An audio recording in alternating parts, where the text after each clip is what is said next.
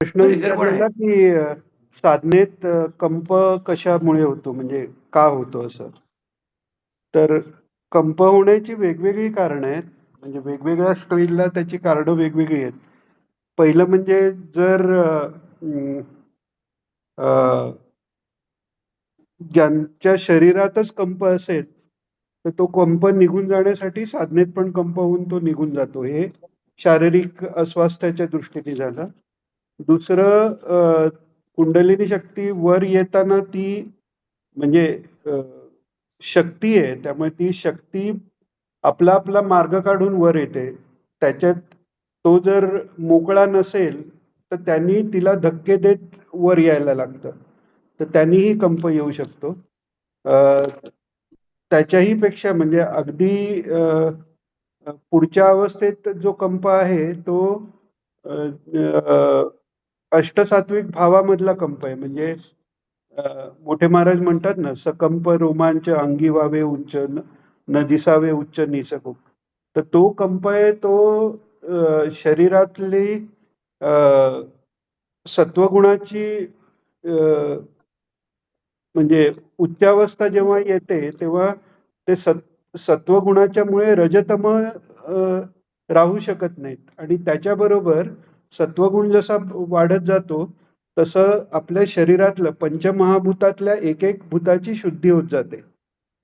तर ती शुद्धी होताना ते भूत निघून जाताना जो त्याचा म्हणजे आपण पाणी उकळवलं तर पाणी हे पाण्यापासून द्रवातनं वायुरूप होताना पण उकळी फुटते ना. तर त्यामुळे शरीरातनं त्या तत्वाची शुद्धी होताना सगळी एकदम शुद्धी जोपर्यंत होत नाही, त्यामुळे अशुद्धाच्या आत जर शुद्ध असेल तर तेथून बाहेर पडताना त्यांनी पण कंप होतो. तर अशा वेगवेगळ्या कारणाने आपल्याला कंप होऊ शकतो साधनेत.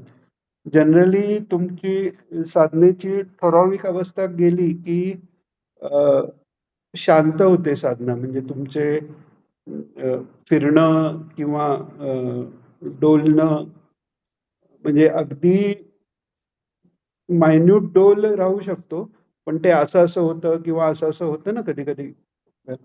तर ते सगळं शांत होऊन फक्त आनंदाच्या अनुभूतीकडे हळूहळू जशी साधना होते तसं फक्त आनंद राहतो. त्याच्यानंतर अजून कंप कधी होऊ शकतो तर तुमचं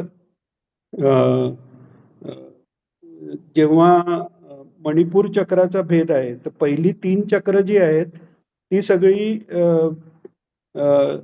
बहिर्मुख कार्याकरता त्या चक्राची एनर्जी आपली वापरली जाणारी ती चक्र आहेत. तर त्यामुळे त्या चक्रापर्यंत पोचून सुद्धा अधःपतन होऊ शकतं. अनाहत चक्राचा भेद झाल्यावर अधःपतन होत नाही. तर जनरली अशासाठी म्हणतोय कारण हा अनुभव त्या स्टेजच्या मागेही येऊ शकतो, पुढेही येऊ शकतो. पण जनरली मणिपूर चक्राचा भेद होताना तुम्हाला आतून ओंकार येतो. तर तो आतून जो ओंकार येतो, तो ओंकार जरी अनाहत असला तरी तो बाहेर येताना कंपानीच येतो, कारण पूर्ण शुद्धी तोपर्यंत झालेली नसते. आणि तो ओंकार होतोच तुमच्या शरीराची अशुद्धी किंवा तुमच्या प्रारब्धातली, तुमच्या कर्मातली जी क्रियमाणातली जी प्रारब्धातली नाही, क्रियमाण आणि तुमचं जे संचित कर्म आहे त्यातली अशुद्धी घालवायला तो गणेश रूपी ओंकार येऊन आपली ती अशुद्धी जाते.